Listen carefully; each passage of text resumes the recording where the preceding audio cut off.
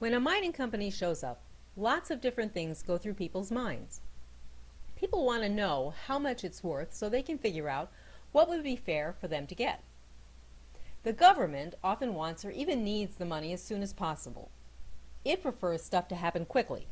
Normally, it wants to get the most it can without driving the company or all companies away through excessive taxes or the nationalization of a project.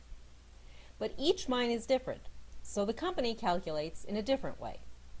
For the company, it depends on things like how much of the stuff is in the ground, what's the quality, what are the laws, what taxes and royalties they'll have to pay, how much money they'll have to spend up front before getting anything back, and what it will cost to borrow that money, what it'll cost to get the stuff to market. Is there infrastructure, water, roads, energy, labor, and so on?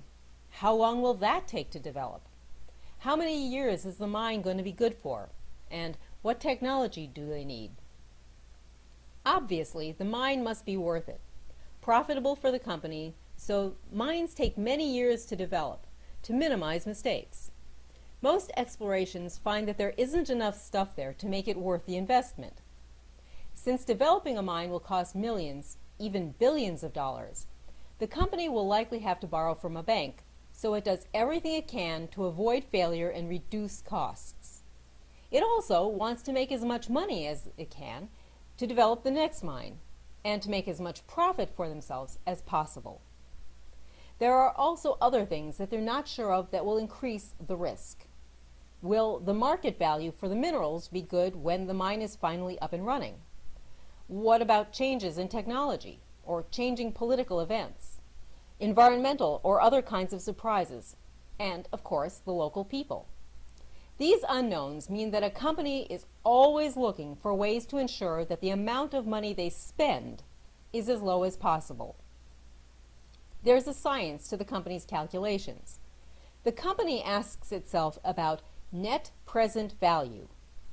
How much money will we make from the project versus how much we'll have to spend now on getting it?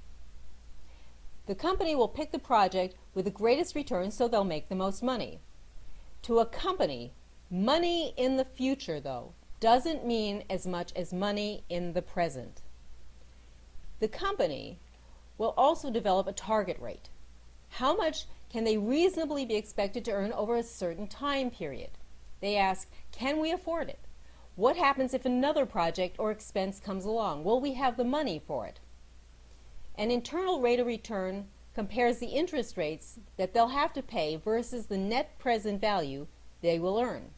So, which of the projects the company is developing will earn the most money back? Those are the ones they prefer. Companies put all their information into complex mathematical models that balance value, profit, quantity, interest, and the lifespan of the mine.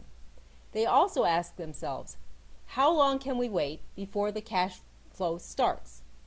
Bigger, richer companies can afford to take more time than other smaller, less wealthy companies. But bigger companies only target the largest and richest mineral deposits. Perhaps unsurprisingly, the company is very reluctant to share its hard-earned information with anyone else, including the government and the people. But this secrecy increases the tension during negotiations between the government and the company. They both want as much money as possible. Companies also think about political, social, and cultural considerations. What's the history of mining in the country? How experienced with mining is the government? How stable is it and its institutions? How competent? How corrupt? Do they honor contracts? What's the tax regime? What are the court systems like? These days, companies are also expected to think about local concerns and work with local communities. The government may give the company the right to mine, but that doesn't mean that the local people necessarily agree. Many companies are much less good at figuring out this side of things. They may hire people to help them, but the business stuff is still most important to them. If there are a lot of problems, a company will try to make it work as long as possible to protect its investment, but at some point they'll give up on the mine and either sell it or close it down, at least for a while.